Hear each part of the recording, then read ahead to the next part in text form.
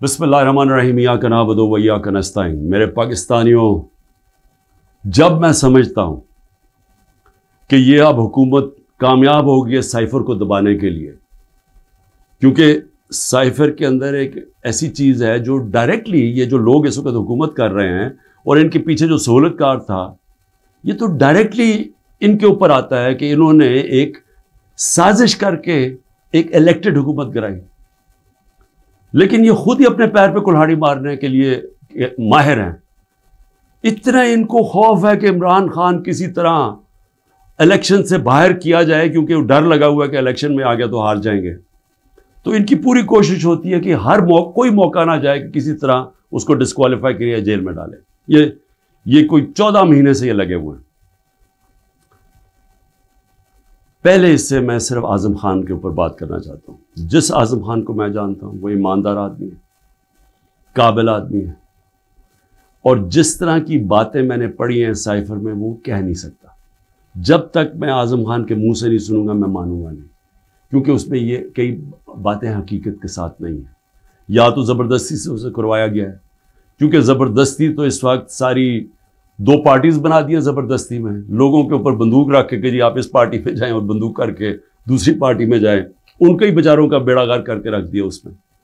اور پھر جو ہمارے لوگوں کو جو زور ڈالا ہوا ہے پارٹی چھوڑو، بیچارے جیلوں میں ہمارے لوگ پڑے ہیں، عورتیں پڑی ہوئی ہیں، ان کو بس صرف کہیں کہ جی آپ عمران خان کے خلاف وعدہ معاف گواہ بن جائیں، یہ وہ بنتے تو آپ چھوٹ جائیں گے، اور یا پھر کہ جناب آپ کھڑے ہو کے جا کے وہ ٹی وی پہ کہیں میں پارٹی چھوڑ رہا ہوں۔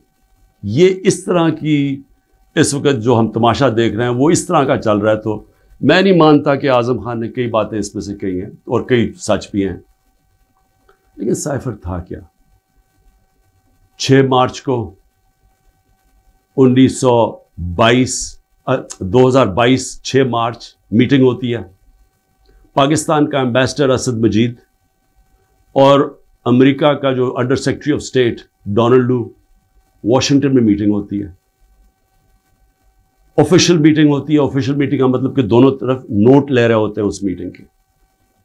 اس میٹنگ کے بعد ایک سائفر کا مطلب ہوتا ہے ایک خفیہ ایک کوڈ کے اندر میسج بھیجی جاتی ہے، جو کہ ساری دنیا میں آپ کے جو ہمارے جو ایمبیسڈرز ہوتے ہیں وہ ساری دنیا میں ہر ملک کے ایمبیسڈر اپنے فارن آفس کو خفیہ میسیجز بھیجتے ہیں، جس کو سائفر کہتے ہیں۔ وہ سائفر آتا ہے پاکستان، اور وہ میں جب پڑھتا ہوں تو اس میں کیا لکھا ہوتا ہے؟ سائفر میں 2 مین چیزیں ہیں، باقی تو اور بھی چھوٹی موٹی چیزیں ہیں۔ سب سے بڑی چیز لکھی ہوتی ہے کہ جی عمران خان کو آپ نے عدم اعتماد کی ووٹ میں پاکستان کے پرائم منسٹرشپ سے ہٹانا ہے، اور ایک اور چیز لکھی ہوتی ہے کہ عمران خان نے اکیلا فیصلہ کیا کہ روس جانے کا۔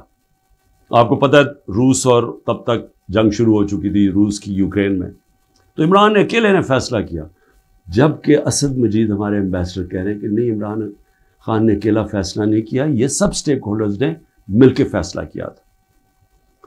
لیکن جس طرح وہ بات کرتا ہے، اسد مجید، سلام کرتا ہوں میں اپنے ایمبیسڈر کو، وہ کہتا ہے اس کے بعد جو مجھے میسج کہ ان کے خلاف آپ کو پروٹیسٹ کرنا چاہیے، ڈیمارش کرنا چاہیے کہ اس نے بڑی غلط زبان استعمال کی ہے، غیرت مند ڈپلومیٹ ہمارا۔ لیکن وہ غیرت یہاں نہیں جاگتی جب وہ یہاں پہنچتا ہے۔ سائفر جاتا ہے آرمی چیف کے پاس بھی، فارن آفس میں بھی، میرے پاس بھی آتا ہے۔ میں جب وہ دیکھتا ہوں میں حیران ہو جاتا ہوں کہ اس کی جرت کیسے پڑی ہے لکھنے کی، یہ کیسے کہہ سکتا ہے؟ اور پھر جب میں یہ دیکھتا ہوں کہ یہ کہہ رہا ہے ایک ایمبیسڈر کو کہ اپنے پرائم منسٹر کو آپ نے ہٹانا ہے، تو پھر میں دیکھتا ہوں کہ یہ میرے لیے تو نہیں ہے، ایمبیسڈر تو مجھے جواب دے ہے، تو مجھے کون ہٹا سکتا ہے؟ پاکستان میں مجھے کون ہٹا سکتا تھا؟ ایک ہی آدمی، جنرل باجوہ۔ سائفر تو جنرل باجوہ کے لیے اس نے بھیجا ہے۔ تو مجھے وہاں سے پہلے سے ہوتا ہے کہ اب تک ہمیں لوگ کہہ رہے ہیں، مجھے خبریں آتی رہتی تھیں کہ جناب فیصلہ ہو گیا آپ کی گورنمنٹ ہٹانے کو، مجھے رپورٹ آ رہی رہتی ہے، آئی بی والے مجھے آ کے بتاتے تھے کہ جی دیکھیں شہباز شریف کی خفیہ میٹنگز ہو رہی ہیں، بیچ میں ان کے لوگ پڑے ہوئے ہیں، جنرل باجوہ کی کوئی فادر ان لا ان کے گھر میٹنگز ہو رہی ہیں، یہ ساری مجھے خبریں آ رہی تھیں، لندن کسی کو بھجوایا جا رہا ہے. تو میں مانتا نہیں تھا. میں جنرل باجوہ کو جب ملتا تو وہ کہتے تھے ہو ہی نہیں سکتا، ہم تو کنٹینیوٹی چاہتے ہیں. اور میں بھی اپنے آپ کو ہوتا ہوں کہ میں مان جاتا تھا. لیکن جب یہ سائفر آیا تو تب مجھے ہوا کہ یہ تو اس کے بغیر ہو ہی نہیں سکتا. پھر سے کہ کون پرائم منسٹر کو ہٹا سکتا ہے سوائے ایک آدمی کے جس کے پاس پاور ہے پاکستان میں. تو پاور ادھر ہی ہے، سپر کنگ ہے، سب پوچھنے والا کوئی نہیں ہے، لیکن پاور ہی پاور ہے. اس کے بعد اگلے دن عدم اعتماد اسمبلی میں ٹیبل ہو جاتی ہے اور ایک دم ہمارے لوگ ہلنا شروع ہو جاتے ہیں. اور پھر ہمارے اتحادی وہ بھی ایک دم ہمارے سے خوش نہیں ہوتے. لیکن یہ یاد رکھیں کہ یہ ٹائم کون سا تھا؟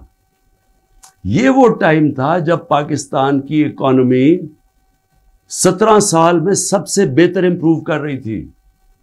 اکنامک سروے اٹھا کے دیکھ لیں آپ، سارے اکنامک انڈیکیٹرز دیکھ لیں، ہم بڑے مشکل وقت سے نکلے تھے. بینکرپٹ اکانومی ملی، 2 سال کرونا آ گیا.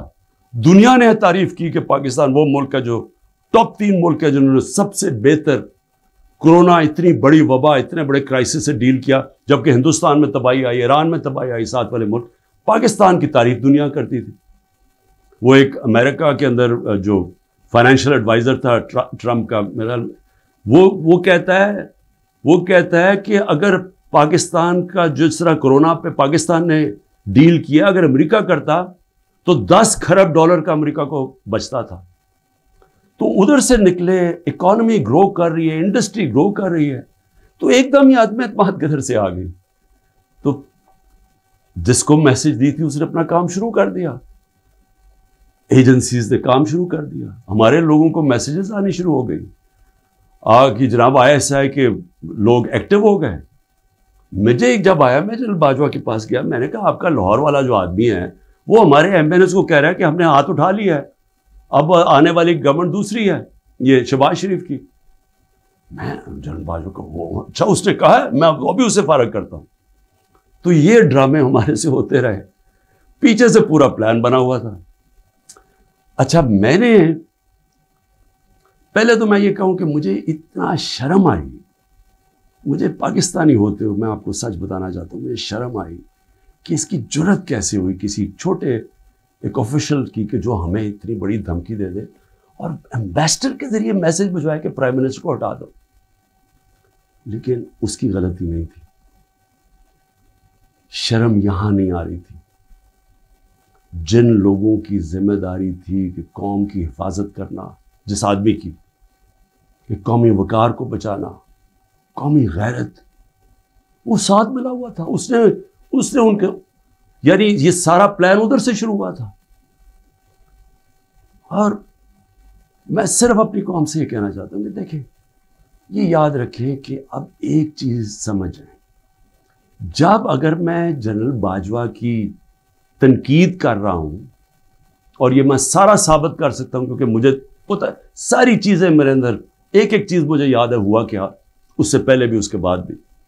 میں پاکستان کی فوج کی تنقید نہیں کر رہا، میں ایک آدمی کی کر رہا ہوں جو غلطی کی جس نے.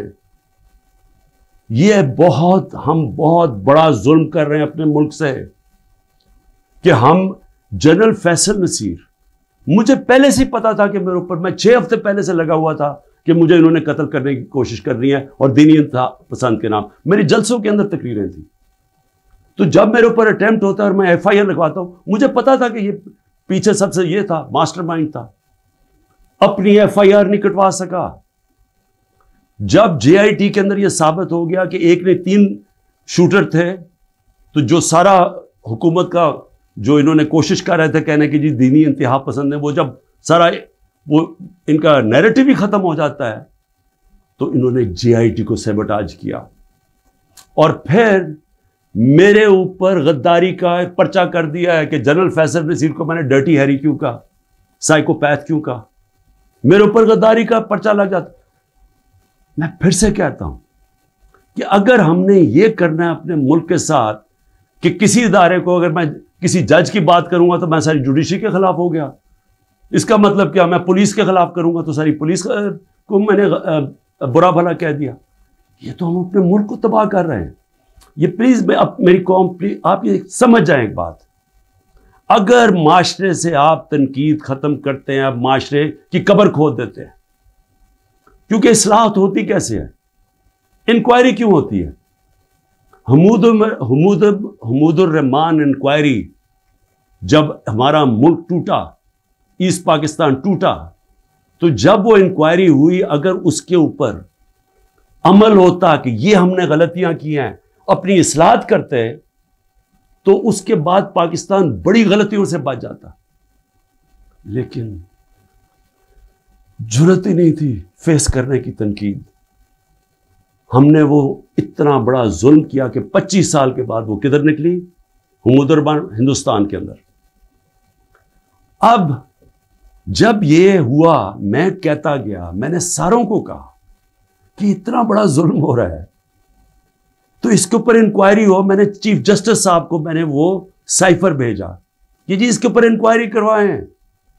نیشنل سیکیورٹی کاؤنسل کے سامنے رکھا.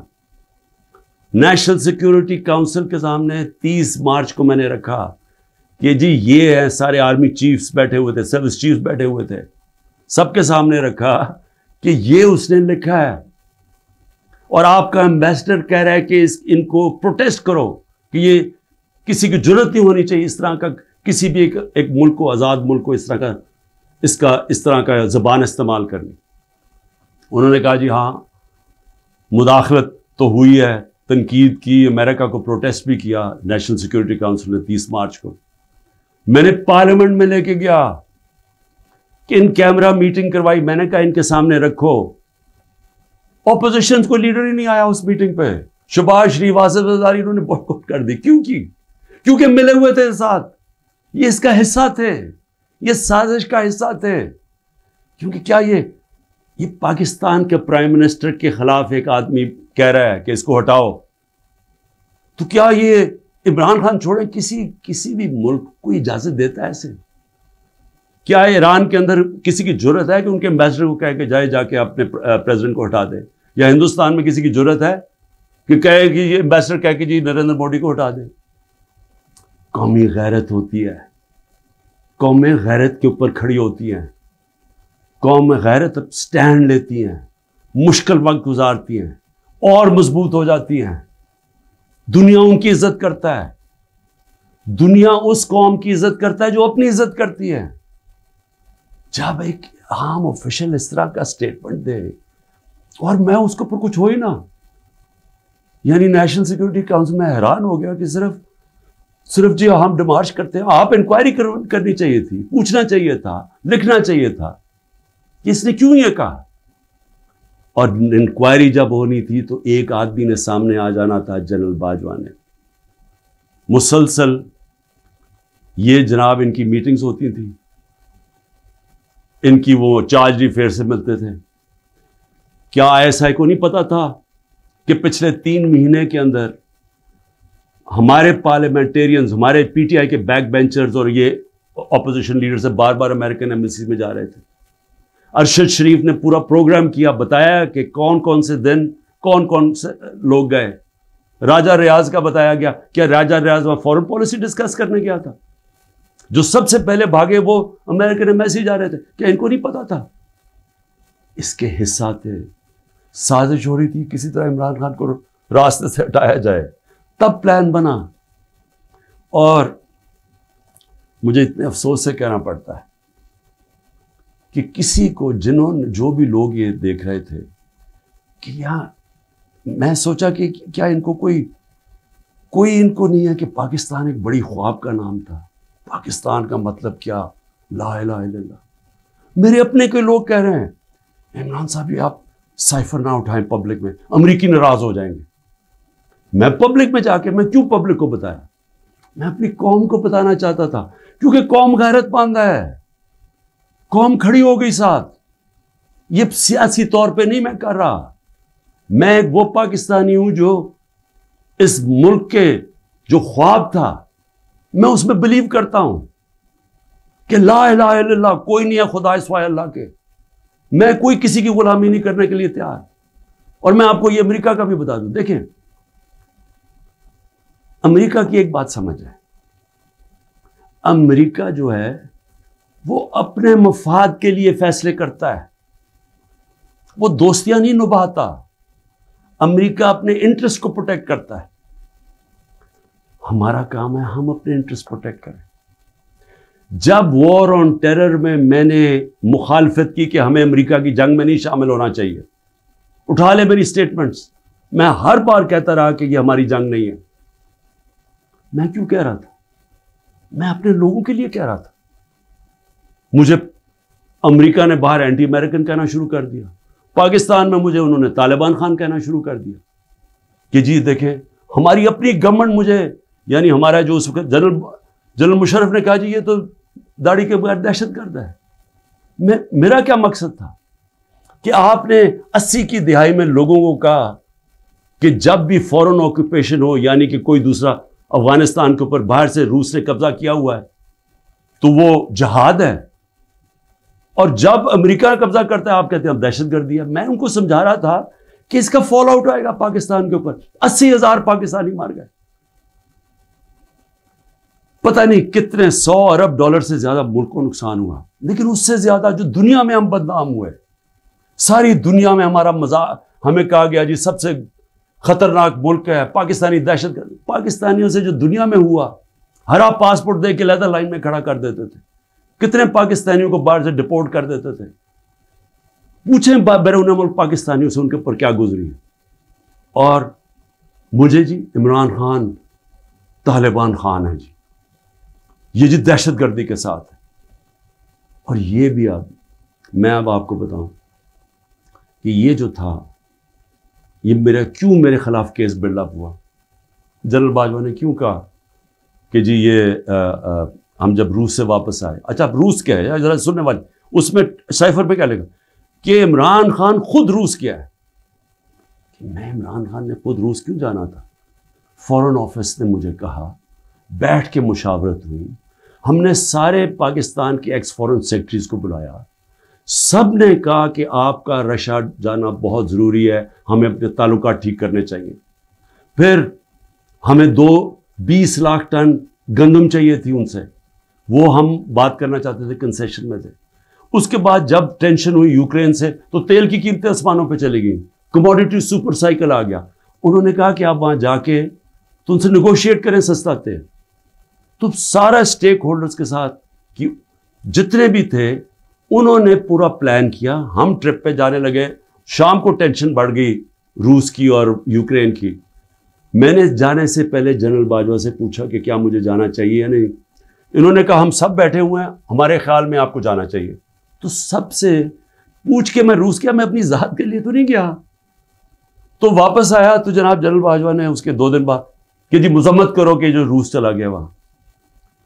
فورن آفس ہی بیٹھا، ہمارے مین لیڈرز بیٹھے ہیں، ہم نے کہا کہ ہندوستان تو مذمت نہیں کر رہا، وہ تو ان کا اسٹریٹجک ایلائی ہے، وہ تو نہیں کر رہا، ہم کیوں کریں؟ اور ہم ان سے ڈیل کر کے آ گئے تھے سستا تیل پہ اور سستی گندم پہ۔ اس کے بعد جا کے ایک نیشنل سیکیورٹی کا سیمینار ہو رہا ہے، جنرل باجوہ بیٹھ کے کہتے ہیں جی عمران خان ہم روس کی سخت مذمت کرتے ہیں، گورنمنٹ کی پالیسی کے خلاف جا کے اسٹیٹمنٹ دے دیتا ہے۔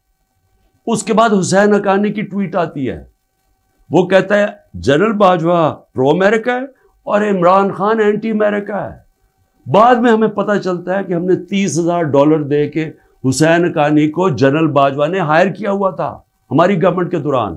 وہ بعد میں جب ان کا فیرا، ان کا ایک ادارہ ہوتا ہے جو آپ کو رجسٹر کرنا پڑتا ہے لابیز کو، اس میں پتہ چلتا ہے بعد میں ہمیں۔ تو میرا اپنا ہی آرمی چیف میرے خلاف لابی کر رہا تھا، ان کو بتا رہا تھا میں کتنا برا ہوں۔ میں صرف آج یہ کہنا چاہتا ہوں کہ دیکھیں میرے پاکستانیوں، جو جدھر آج ہم کھڑے ہیں، ہمیں پہلے فیصلہ کرنا چاہیے کہ کیا ہم نے بیکاریوں کی طرح، ایک چونٹیوں کی طرح باقی زندگی گزارنی ہے پاکستانی ہوتے ہوئے، جس طرح ہم جا رہے ہیں تو کوئی مستقبل نہیں ہے۔ کیا ہم نے خوددار قوم کی طرح لا الہ الا اللہ جس کا نعرہ تھا، ایک خوددار قوم، لا الہ الا اللہ غیرت دیتی ہے انسان کو، ایک چھوٹے سے انسان کو بڑا انسان بنا دیتی ہے۔ ہم ایک دنیا کے عظیم لیڈر محمد مصطفیٰ صلی اللہ علیہ وسلم، جنہوں نے جب مسلمان کمزور بھی تھے تو انہوں نے 2 سپر پاورز کے سربراہ کو خط لکھا کہ میں اللہ کا پیغام لے کے آیا ہوں، اس پہ چلو گے تو تمہاری بہتری ہے۔ خوددار، اللہ سے صرف ڈرنے والے لوگ، ہمیں یہ کیا بنا دیا انہوں نے کہ جی اپنا ہی ملک کا آرمی چیف ان کو لکھ رہا ہے کہ جی دیکھیں عمران خان یہ اینٹی امریکن ہے۔ تو میں اپنی قوم سے آخر میں کہنا چاہتا ہوں کہ دیکھیں ہو کیا رہا ہے پاکستان میں، ایک ہی چیز ہو رہی ہے، سب کچھ، کوئی فکر نہیں ہے ملک کدھر جا رہا ہے، کوئی اس وقت فکر نہیں کہ ملک کے سارے ادارے تباہ ہو رہے ہیں، سارا صرف ایک 1 پوائنٹ ایجنڈا ہے کہ عمران خان کو کس طرح ڈسکوالیفائی کرنا اور جیل میں ڈالنا ہے، یہ ایجنڈا ہے۔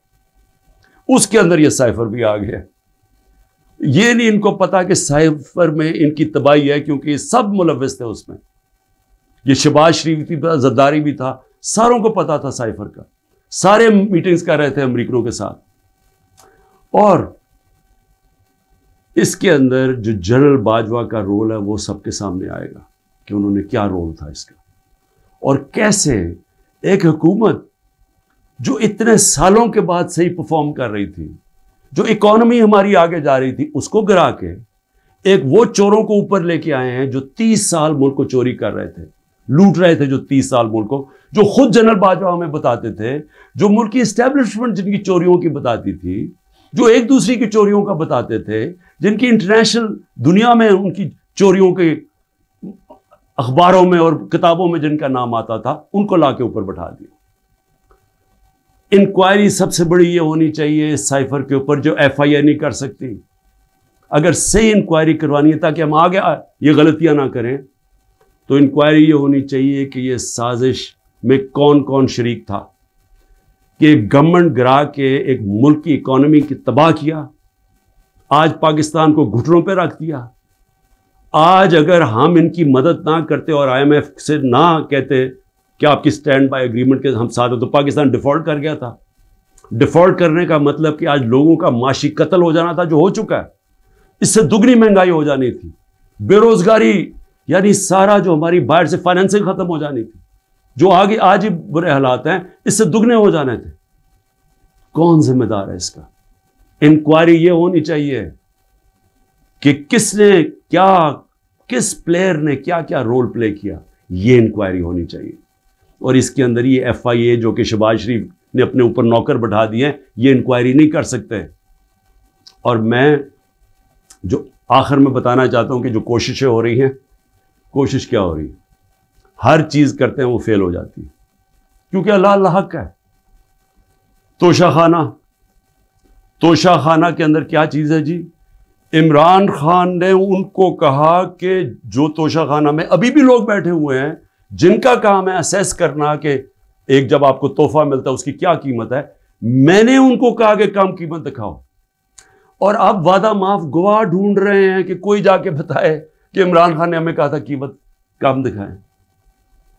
اور اس کے علاوہ القادر یونیورسٹی، یعنی یہ سوچیں کہ ایک یونیورسٹی بنتی ہے جو سیرت نبی پڑھانے کے لیے، تاکہ لوگوں کا کردار ہم ٹھیک کریں، کیریکٹر بلڈنگ کریں، بتائیں کہ ہمارے جو بڑے بڑے صوفی تھے یہاں جن کی وجہ سے اسلام پھیلا، ان کی پیغام کیا تھا، نئے لیڈرشپ پروڈیوس کریں جو کہ سیرت نبی پہ ہوں، اور پھر مفت تعلیم ملے، ٹیکنالوجی بھی پڑھائی جائے لیکن مفت تعلیم۔ اس وقت سارے جو پڑھ رہے ہیں وہ ہیں جو کہ غریب گھرانوں کے اسٹوڈنٹس ہیں، مفت پڑھ رہے ہیں وہاں۔ یہ جناب عمران خان نے جرم کیا ہے کہ جی القادر یونیورسٹی بنا دی، جو ذاتی فائدہ ہو گیا مجھے، جس طرح کہ مجھے اس سے کوئی آمدنی آ رہی ہے، جس طرح شوکت خانم سے ہی آ رہی ہے یا نمل یونیورسٹی سے۔ اور پھر میرے اوپر پہلے ظلم کیا جاتا ہے اور میرے اوپر ہی کیسز کر دیتے ہیں۔ 9 مئی کو سپریم کورٹ کہتا ہے کہ عمران خان کے اوپر غیر آئینی اور غیر قانونی واردات کی گئی، مجھے وہاں سے اغوا کیا گیا، جو کمانڈوز مجھے وہاں سے لے کے گئے. سپریم کورٹ کا ورڈکٹ ہے.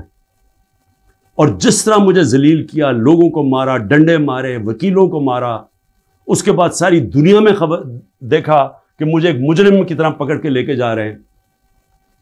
تو میرے اوپر 30 کیس ہو جاتے ہیں. جب میں 4 دن بند ہوتا ہوں اندر، جب جیل کے اندر، تو 30 کیس میرے اوپر ہو جاتے ہیں کہ جی میری وجہ سے وہ جو رد عمل آیا.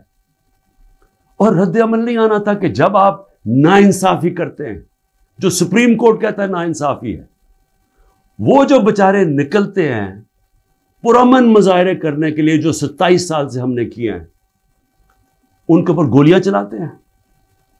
25 لوگ ہیں جن کو انہوں نے شہید کیا ہے. 16 کے پاس ہمارے پاس ڈیٹس ہیں، 9 غائب ہیں ابھی. 3 لوگوں کی ٹانگیں کٹتی ہیں. ایک آدمی پیرالائزڈ ہے اس وقت، کمر میں گولی لگتی ہے. اور یہ کیا کرتے ہیں، اوپر سے انہی کے اوپر کیس بنا دیتے ہیں. ساری دنیا کے اندر اب جب ایک کوئی پولیس کی گولی لگی تھی نا، ایک فرانس کے اندر، 4 دن سارے فرانس میں آگ لگی، 100 بلڈنگز اور گاڑیاں جلا دی لوگوں نے. تو یہاں کوئی پوچھ نہیں رہا کہ آپ پاکستانی نہیں تھے. اور 100 لوگوں کو گولیاں اور لگتے ہیں، اور جن کو ایک کو جس کو گولی لگتی ہے، ٹانگ کٹ جاتی ہے، اس کو پکڑ کے جیل میں ڈال دیتے ہیں. یہ کسی ملک میں اس طرح ہوتا ہے؟ یہ ظلم ہوتا ہے. اور پھر ضلع شاہ کا قتل ہوتا ہے، عمران خان کے اوپر قتل کا کیس ڈال دیتے ہیں. بعد میں جب پتہ چلتا ہے تشدد ہوا اس کے اوپر 26 جگہ، تو پھر کہتے ہیں ایکسیڈنٹ میں، پھر بھی میرے پہ کیس ڈال دیتے ہیں. کوئٹہ کے اندر ایک سارے کوئٹوں کا پتہ ہے، ذاتی دشمنی پہ ایک وکیل مارا جاتا ہے، عمران خان کے اوپر 302 قتل کیس ہو جاتا ہے. میں سوال یہ پوچھتا ہوں کہ کیا قوم یہ ناانصافی نہیں دیکھ رہی؟ اور یہ جو نظام آپ کر رہے ہیں، یہ سمجھ رہے ہیں کہ یہ بہت بڑا کوئی ڈنڈے مار کے اور خوف سے لوگوں کو اپنی طرف لے آئیں گے، یا لوگ ووٹ کسی اور کو دے دیں گے. یہ انسان ہے، یہ بھیڑ بکریاں نہیں ہیں. اور اس کے اوپر، اس نظام کے اوپر جو حضرت علی کا قول ہے وہ غور سے سن لیں. کفر کا نظام چل جائے گا، لیکن ظلم اور ناانصافی کا نظام نہیں چل سکتا. حکومتیں چلتی ہیں اخلاقی قوت پہ. ڈنڈے مار کے جانور چلتے ہیں، ڈنڈے مار کے نہیں چلوا سکتے آپ لوگوں کو. لوگوں کو اگر آپ یہ سمجھتے ہیں کہ اس کی ظلم کی وجہ سے یہ چوروں کو تسلیم کر لے گی قوم، جو 30 سال سے ملک کو لوٹ رہے ہیں، جن کے پیسے باہر پڑے ہیں، جن کی سارا یہ جیسے انہوں نے اقتدار سے لے کے پھر باہر بھاگ جانا ہے، تو اگر یہ سمجھتے ہیں کہ لوگ اس خوف کی وجہ سے ان کو تسلیم کر جائیں گے، مجھے ترس آ رہا ہے ان لوگوں کے اوپر جن کی یہ سوچ ہے. پاکستان زندہ باد.